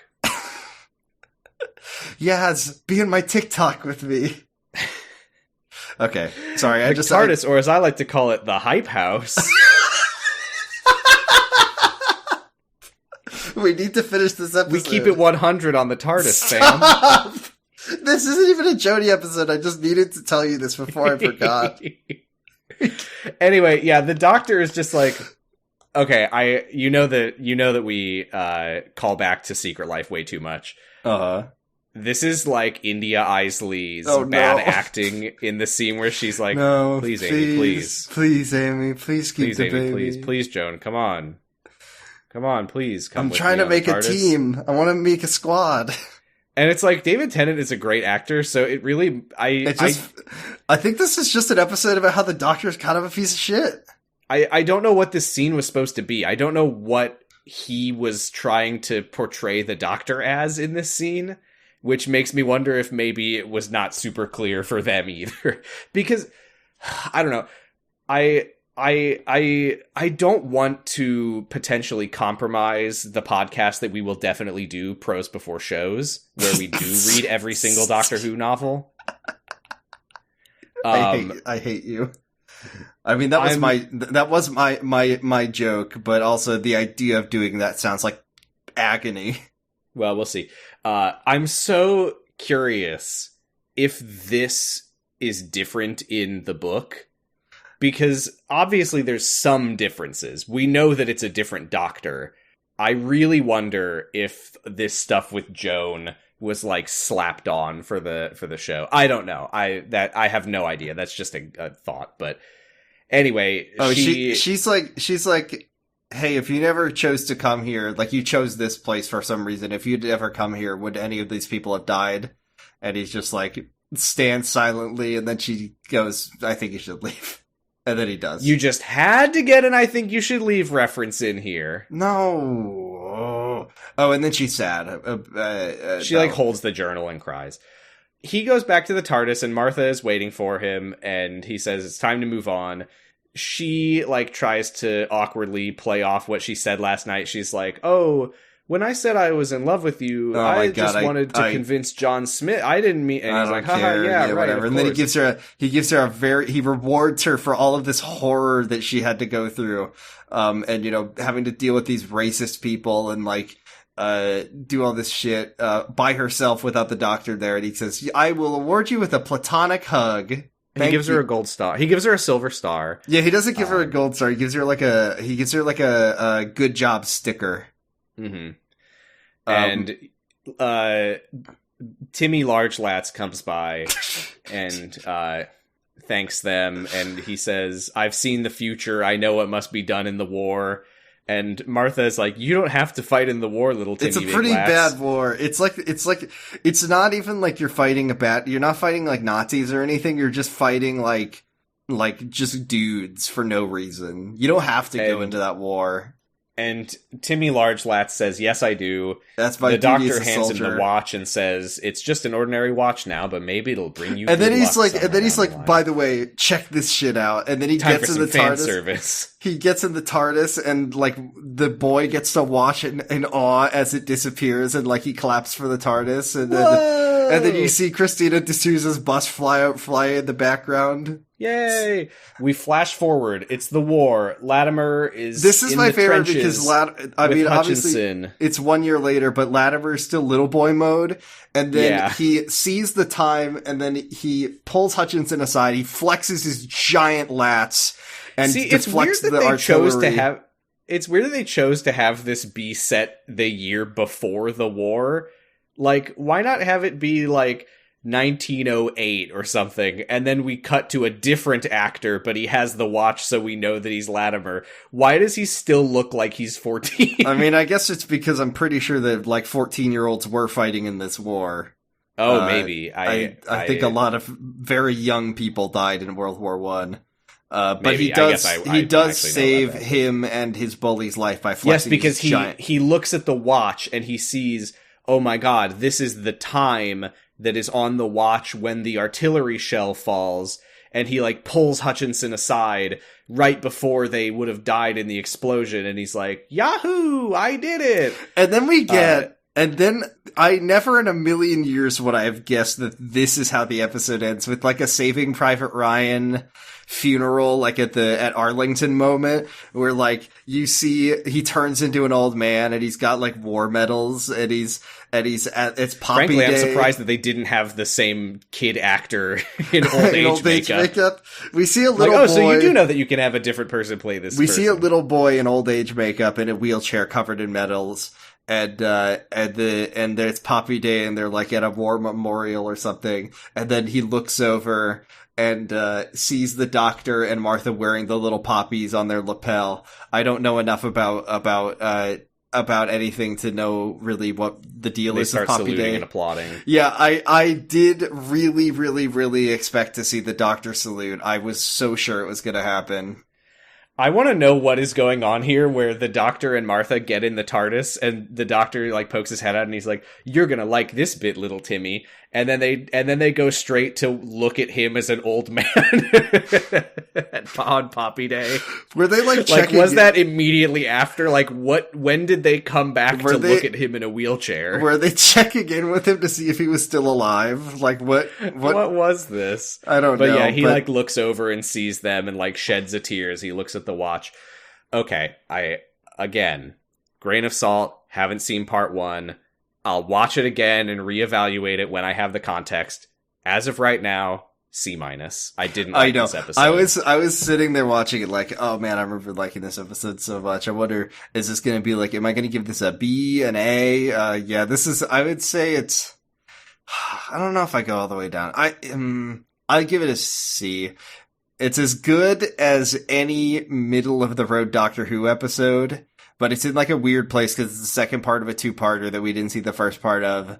That's clearly like banking on the fact that you've seen everything. Yes. Yeah. Watched wrong. I had a C- time.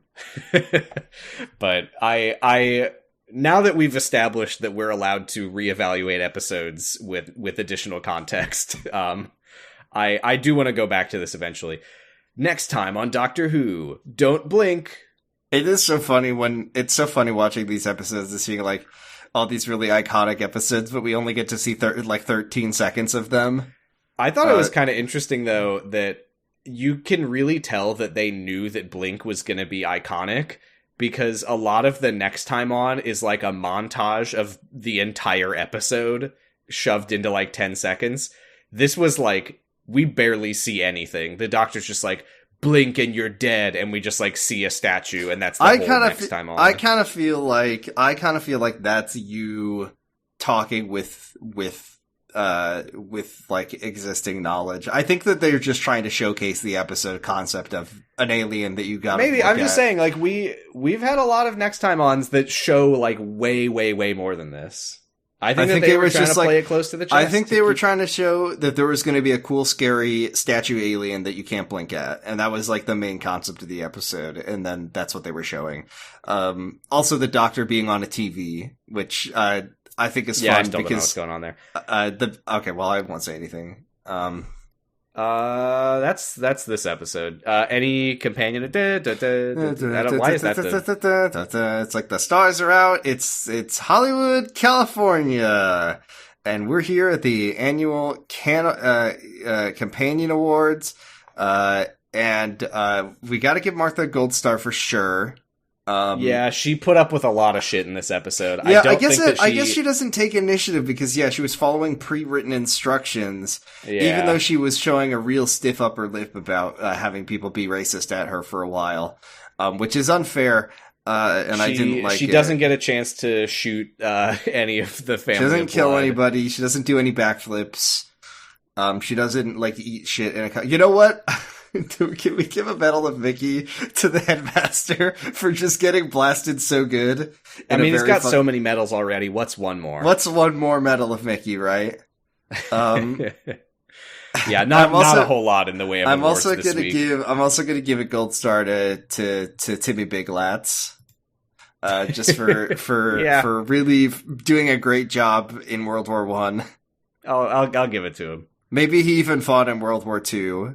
He did have a lot of medals. Okay, it's time for Which Doctor? Are you gonna play the Give Me a Flux? Give a Flux? I think I said last week that I wanted Whittaker. Give a Flux Gambit? Why not make it hurt? Give me a Flux. No, we already saw the one with John Hurt in it. Yeah, I could go for a Whittaker. I'm just hungry for Capaldi. It's a problem. I've got an addiction to Peter Capaldi. You gotta save it. The faster we get through it, the less we'll have later. I do a Capaldi and Claire episode. This can be good. This can be kind of fun. Let's just rewatch Robot of Sherwood. No, please. I'm gonna do it. I don't know when, but I do want to do it and see if it actually is as bad as I remember. I mean, Donna. Once again, Donna's Gambit is dead. We saw Donna in an episode, so I can't keep just asking for Donna. Is her last name Gambit? Her name is Donna Gambit is dead. Donna's we know Gambit? this for a fact. But that's why Doctor was sad in the Let's Kill Hitler when he's talking to the TARDIS computer and he says, "Oh man, all my dead companions." Okay, I'm gonna say Whittaker. We need a Whittaker. Oh, you want Whittaker too? All right, I want Whittaker, and I want it to be a bad episode. Make it hurt. Oh shit! We got Capaldi, Series Smile. 10. Episode 2, Smile. Isn't that like a horror movie that just came out? I remember seeing ads where it's like, you smile and you die. It's a Bill episode. I love Bill. This is good. I think this is the episode right before Thin Ice, so I think this is the second Bill episode. Generally positive. Generally positive reviews. 84%. Verging on by ridiculous. Frank Cottrell Boyce. I feel like we've seen another one of his. Frank Cottrell Boyce. He wrote the sequels to Chitty Chitty Bang Bang, The Magical Car. Oh, he wrote In the Forest of the Night, an episode that was more or less fine. If it's more or less fine, except for so maybe Bill will threaten to kill a bunch of kids in this one. Will this episode ruin Bill's character? Okay, sure. I'll take it. I like Capaldi. I like Bill. I like the characters. Are we gonna get to see Nardole? And will we find out more about the vault that is sealing in Shadow the Hedgehog so he can't destroy the world? Nobody knows. That'll be fun. Yeah, I think we probably will learn more about the vault because the vault was like an ominous thing hanging over Thin Ice. But I think they're probably going to have to explain it a little bit, huh? Eventually. Yeah. Maybe in the first episode. I got the sense in Thin Ice that we were expected to already know a little bit about it. So, I don't know. We'll see. I love to see 12th Doctor. I love him. He's so good. He's my favorite. We've had a lot of him recently, but I'm not complaining about that. Okay. Are there still series that we haven't seen a single episode? I don't know. I don't really pay attention. We haven't seen any of Series 4, which I assume is where Donna is. Oh yeah, Series 4 is Donna, and I think Martha's in it too. It's like split. Oh, and 9 is we've only seen The Woman Who Lived. That's right. I think 9 is supposed to be a great series, despite the one episode that we watched that we didn't like. That episode was fucking crazy, Sam. That episode was the one where the guy is doing stand-up comedy before he gets hanged by the neck until dead. I will say, I've started keeping an informal list of episodes that I intend to rewatch and reevaluate at some point. Will you rewatch The Woman Who Lived after watching The Girl Who Died? I do intend to do that. There's going to be a part Family of Blood, and I'll rewatch Robot of Sherwood. There's a part. Point. Why will you rewatch Robot of Sherwood? Okay, let me explain why I want to rewatch Robot of Sherwood. Because it was it, oh shit, was it our first Capaldi episode? It was our first Capaldi episode. Or was it our second? It was our first Capaldi episode. The second one It was our second. We had already seen Thin Ice. Oh, okay. But my point is, we didn't know his character very much, and we didn't know Clara at all, and we thought, and we're probably right, but we thought that it was an 11th Doctor script that they reused for the 12th Doctor. But now that we've gotten to know him more and seen the side of him that is really, like, weird and aggro and unpleasant, I'm like, I don't know, that could have just been the 12th Doctor. But it was also written by enemy of the show Mark Gatiss. And he always writes shit. He's a terrible writer. He's a bad writer. I wanna rewatch it and see if it's God, as bad I see as a Mark Gatiss episode that you're just like, have your cursor like right next to. Wait, there was an episode written by Neil Gaiman? Weird. I think there was more than one. Huh. Interesting. Yeah, the other one was the Doctor's wife. Yeah, they were both 11th Doctor episodes. God, look at all those Mark Gatiss episodes. Disgusting. Those are none of our business for now. I don't want to see that. There you go. I stopped sharing my screen. All right. That's it for this episode. Do we do our Patreon now? Yeah, we do. Well, I just couldn't remember the order. At patreon.com/pottingbros, we have bonus content that you can get for just $1 a month. We have recorded our episode on the second Doctor serial, The Dominators, parts 1 and 2. That episode was so whack. Up.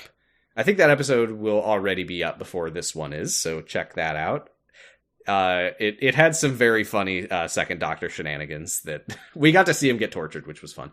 $1 gets you the bonus content plus a mildly special Discord role marking you as a friend of the show.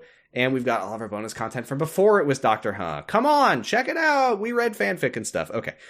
$5 gets you a pretty special Discord role marking you as a companion of the show. You get a shout out on the podcast. You can send us a message that we'll read in one of our funny voices. And $10 gets you all that plus an incredibly special Discord role marking you as an incredibly special honorary member of House Me Sousa. What? You can listen to the podcast live while we record it and we'll clap for you? Why? Because Lady D'Souza. You're epic. Because you're epic and you're a cool aristocrat who does stunts. So thank you to our $5 and $10 subscribers, Cassidy, JCH, Roy, Stephanie Bolding, Stephanie Karen, Violet Magician, and the honorary members of House Me Sousa, Destry Hawk, H. Cave, and Sauceworks. Thank you. Sam, we have a lot of... What? We have no message this week. We're on Tumblr at drwho.tumblr.com. I'm floating the idea in my mind that I want to start doing listener questions on the show again. So feel free to send us asks to our Tumblr, and then we'll probably answer them on the show if we get enough. You can also send them to our co-host at cohost.org/Dr. Huh. Or I guess you could ask them at our Discord, and we'll get lost in the conversation, and we'll forget them there. I would rather people don't do that. Please don't send us questions on our Discord, but you can join...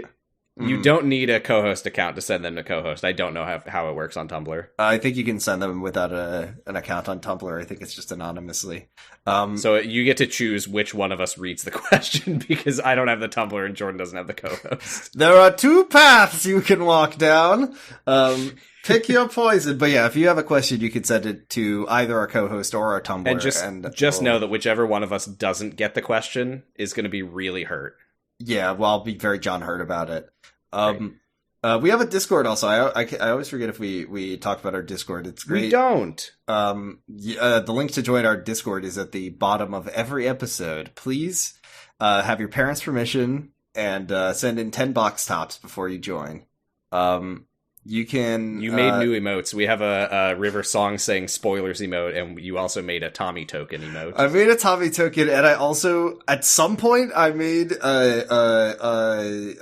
Sylvester McCoy 7th Doctor emote, and I don't remember doing it or adding it.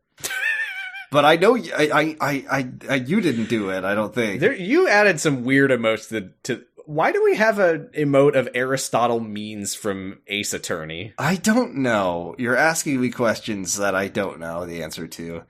We also have an emote, probably because I was playing it and he made a funny face and I wanted to make it into an emote. We also have, in addition to other strange emotes that we have Kazuchika Okada. We have Muncher. I don't know who Muncher is.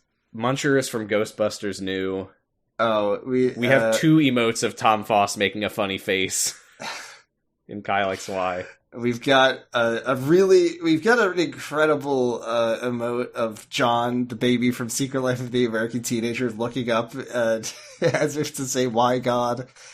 And one of my favorites is Jean-Luc Bilodeau, who plays Josh Traeger on Kyle XY. His face from the poster for the show Baby Daddy. Just he's making a face that I is very hard to explain. I mean, I think the most important emote, though, has got to be Kyle XY, booyah, that's the Kizzle Dizzle when he dunked a basketball. God, I love that emote. We have so many good ones. Anyway, join There's our good Discord. emotes, join the Discord server. Also, if you know anyone who likes Doctor Who, maybe tell them about the podcast. Tell them about the podcast. Get the word out there. Because one thing Doctor Who fans probably love is people watching a show they like in the dumbest way possible that kind of But we like it most of the time. We do mostly like it. And we've got, 37 episodes now? It's bingeable as hell. Oh my god, by the way, our next Patreon episode is about, the third episode of the whole last show. Oh yeah, we have rolled for our next Patreon episode, the third Doctor Who serial of all time. So we'll get to tell you about, what this show was like before they knew anything. Which is so, kind of anxiety-inducing for me. What's it gonna be? Is it gonna be really weird and bad and different? Or is it gonna be cool and good and different? Anyway. I have heard that they found the identity of the show with the second serial, The Daleks. So maybe it's the first serial that is really weird and confusing. I'm sure it's quite strange. Anyway. We'll find out soon. Find out someday. But anyway, recommend this to a friend. I really appreciate that people listen to this show, even though we're both goobers and talk about Kyle XY too much. But yeah, you can find me on Tumblr at Kiwami Breakfast. I've been pretty active there lately since I deleted Twitter because it's just the worst website, and I'm so glad that I'm not using it anymore. Sam, where can we find you? I'm on co-host at Positive Stress. I'm also on the podcast Sounds About Light, where we are halfway through Kingdom Hearts Recoded, and we're having a better time than I thought we would. We are hosted on noisespace.xyz. A lot of great shows on Noisespace. Check out 0 to 0, which is about a superhero assortment of things. Yeah, I mean, listen to that podcast if you want to hear me absolutely unravel over the course of over a year. Yeah, not as bad as Kyle XY did to me, though. Secret Life was basically we started at rock bottom and just went down. Kyle XY was that we started, we were so hurt by one show that we were delighted by this new show, and then we also just literally praised Kyle XY in the first episode because by the end of the episode we knew all of the characters' names. And then by the end we were just I think at some point Sam, you said, I hope everybody in this story dies. I don't remember that, but I do believe it. I think it was actually the fanfic. Anyway, oh yeah, please listen. If you're working through a backlog and you haven't listened to our stuff, and you do listen to Kyle XY, why? Please, for the love of God, don't skip the fanfic season, because it is... Don't assume that it's not necessary listening. The fanfic, that fanfic still lives rent-free in my head. I still think about Jesse curing important diseases and saving hundreds of lives. Anyway... This is very self-indulgent.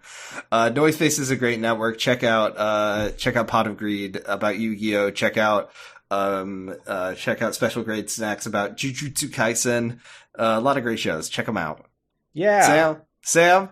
What? I don't have any segue into this. Can you say the doctor's prayer, please? It would be my absolute horror to do so, Jordan.